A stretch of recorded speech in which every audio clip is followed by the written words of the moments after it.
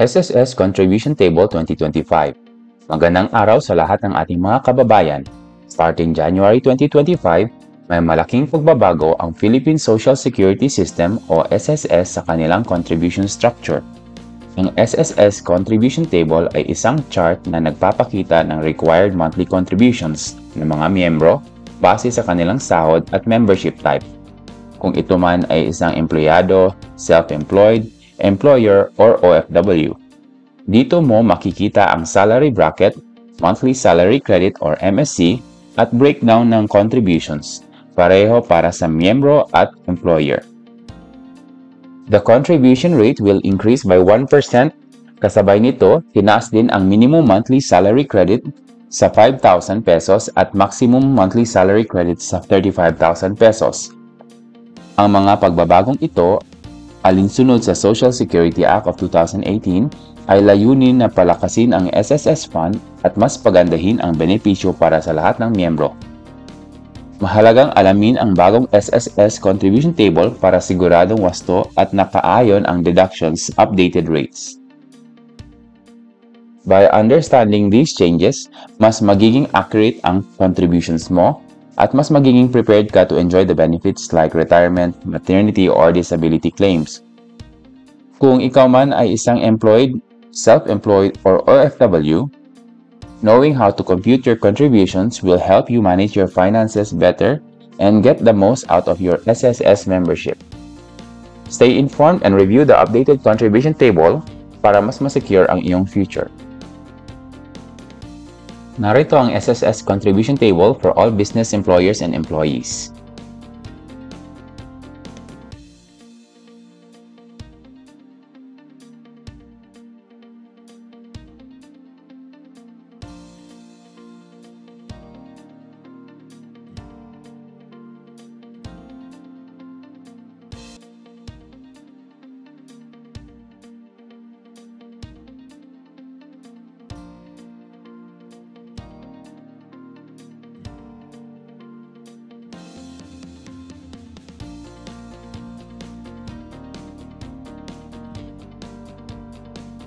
Narito ang SSS Contribution Table for all household employers and kasambahay or household employees.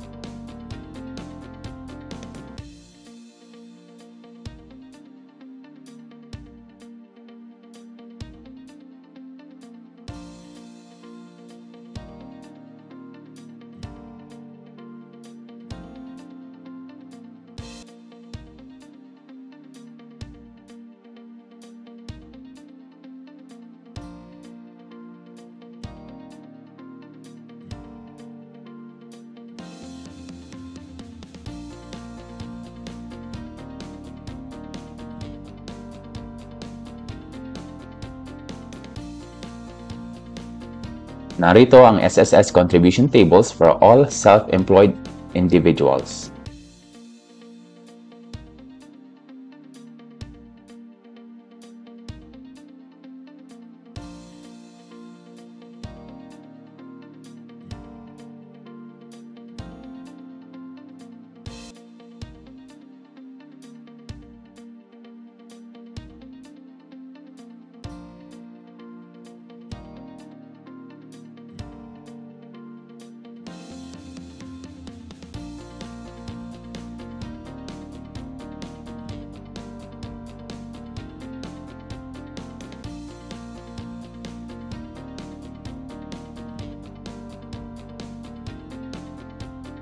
Narito ang SSS Contribution Table for all voluntary and non-working spouse members.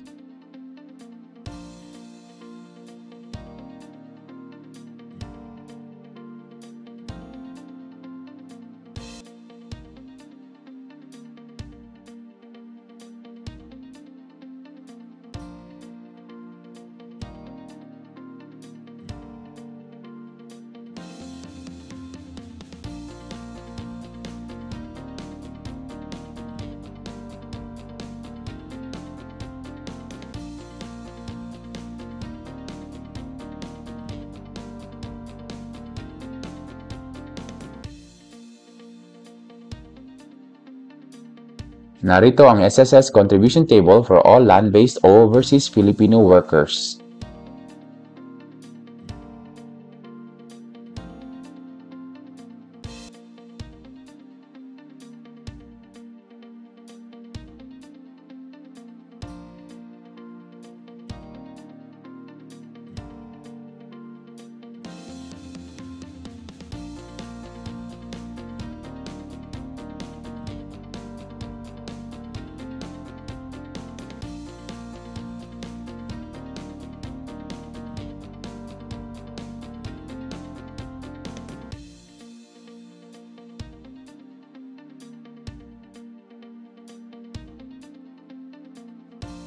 Dito na po nagtatapos ang SSS Contribution Table Chart 2025. Sa lahat ng mga Pilipino, lalo na sa mga voluntary members, huwag kalimutang mag-update ng inyong SSS contributions regularly para tuloy-tuloy ang access ng mga benefits. Keep your payments updated para secured ang inyong future at pati na rin ang futures ng iyong mga beneficiaries. Maraming salamat sa panonood. We hope this video was helpful and informative for you. Don't forget to give us a like if you enjoyed it, or mag-hit ng subscribe button to stay updated with tips and guides for Filipinos here and abroad. Visit assistance.ph for more details.